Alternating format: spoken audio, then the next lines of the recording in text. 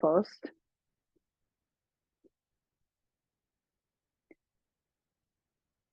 And once you are there, spread your fingers as wide as you can and just like find firm grip with the ground.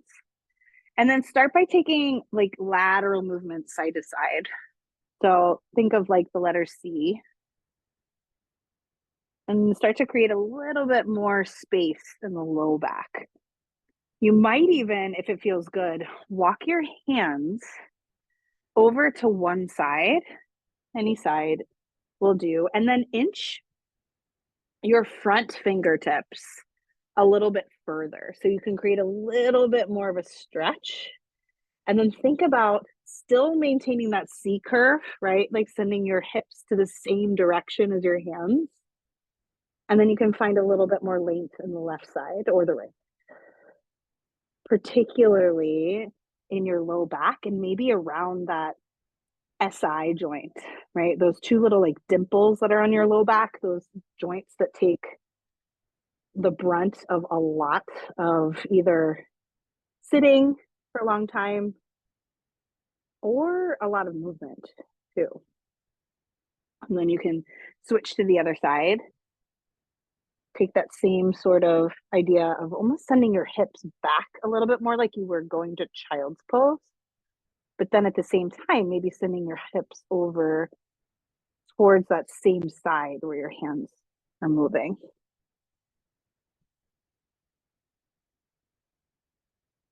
And then you'll come back to neutral, come back to that tabletop pose, and then start to drop your belly down and look forward or maybe up slightly, whatever feels good for your neck. Coming into cow pose. And then as you exhale, round your upper back up towards the ceiling and drop your head. Maybe even for a moment, let your head almost shake yes and no. That can feel really nice. And then move through those two shapes. Let's see if you can move with your breath. So inhaling to find cow, exhaling to find cat.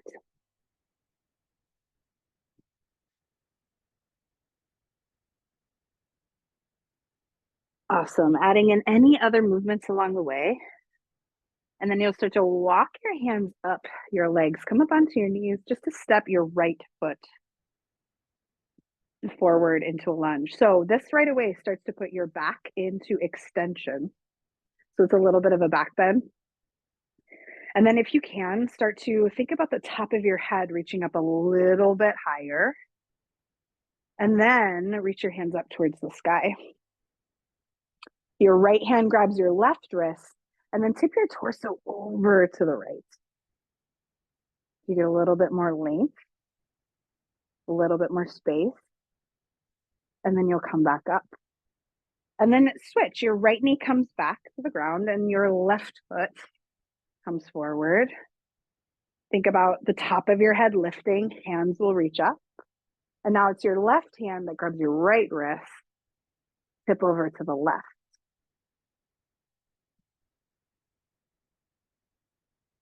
Awesome. And then you'll come up and then bring both knees to the ground, come back to tabletop pose. Now, once you're there, send your right leg behind you and do a few circles with that right ankle. And then bend your right knee. Take a breath in and see if you can press the sole of your right foot up a little bit higher. And then as you exhale, start to bring that knee down and then almost start to round like cat. It's going to be harder for me to do it. I've got my belly in the way. But you imagine you're drawing your knee towards your nose. They won't touch. That's totally fine. But you're drawing it in and you're finding that rounding, that flexion in the spine. Now kick it up and back. And then do that one more time. As you exhale, draw it in.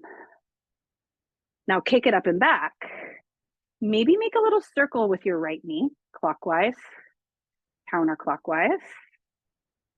Just moving that hip, that ball in socket joint, and then come back to tabletop pose. Take a breath in and find cow pose. Breath out to find cat. Come to neutral. And now it's your left leg. Send it behind you. Do a roll of the ankle in both directions. Bend the left knee. Press the heel up a bit. And then left knee comes in towards your chest. See if you can round your upper back like you were in cat pose. And then do that one more time. Kick it up and back on an inhale. And exhale, draw it in.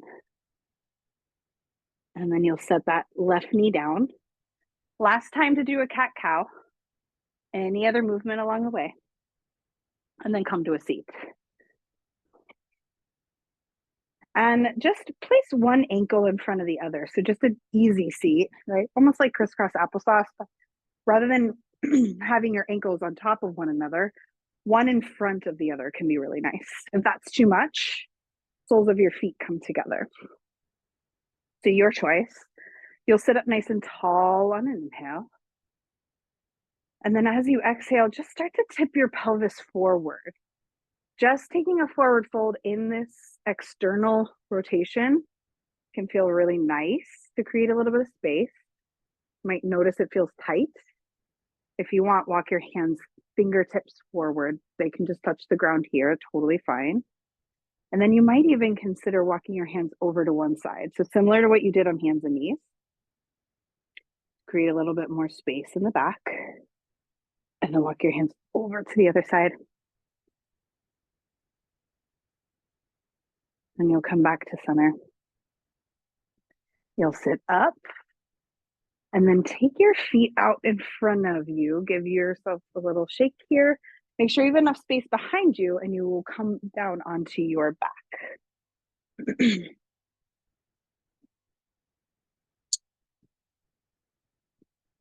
Not here too long, but if it feels okay, maybe walk your feet a little bit wider and then knock your knees together. So creating this internal rotation of the femurs and of the hips can feel really nice. And then separate the knees. Heel toe your feet back in line with your hips. And then start to take your arms out like a T here. Let both knees fall over to the right. See what happens here. If you want to take your feet a little further apart, sometimes that can intensify the stretch. And take that. Just a gentle twist can feel really nice. And then come back to center. And then both knees can fall over to the left.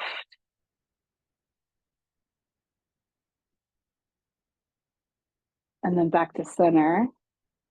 Now, hug your knees towards your armpits, right? So you'll bring them up a little wide. So like happy baby pose. They're really nice. If you want to grab your feet, cool. If not, I like to hang out just holding on to knees. And then maybe a little rock side to side, only if that feels good. Sometimes if your back is tight, this can feel awesome, but the movement, not so much.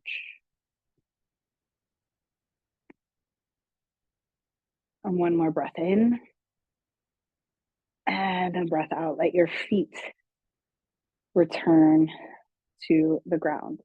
Now, another thing, we won't do it here together, but something else that you could throw into like the rest of your day at some point, if you get the chance to, is just a supported inversion. So grabbing a pillow, maybe sliding it underneath your sacrum if you don't have one there already, and then just sending your feet straight up towards the sky. That's an option. Can also help reset your low back if it's feeling painful, right? A supportive way to do that is doing that by a wall, but putting your heels up the wall, like so, right? And so you have that sort of support just holding onto your legs. You don't have to be super, super close to the wall. You could be about a foot away and then slide your feet up. Also an option. If you want a deeper twist here, I'll give you that option as well. You can take your legs long, find a long body stretch, arms overhead, point your toes forward. And then you can hug your right knee in. I can't hug it too far to my chest. I take mine wide. And then you can draw that knee across your body and reach your right hand away over to the right. So you find this nice opening in the chest, but also a twist in the low back. can also feel really nice. And then you can come when you're ready, of course. Come back to center. You can hug both knees in. And then you'll let the right leg go long. Hug the left knee into your chest. And then draw that knee across your body. So it's not, the goal is not about how deep you can twist here, but just how you can even use your right hand to support that knee as you twist. And then maybe reach the left hand away. So while this is a deep supine twist, you can make it your own. You can lessen the twist if you need to, of course. If you feel like you want a little more, you can deepen it. Take one more breath in, and then you'll come back to center. Hug both knees into your chest. Maybe let the legs go long, let the arms go up overhead, just a long body stretch. And then bend your knees. You'll roll to one side.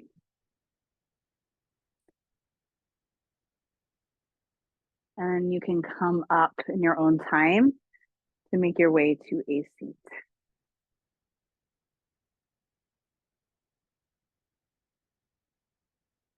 Awesome. Now sit up nice and tall here. Take a breath in, maybe shrug the shoulders up, back and down.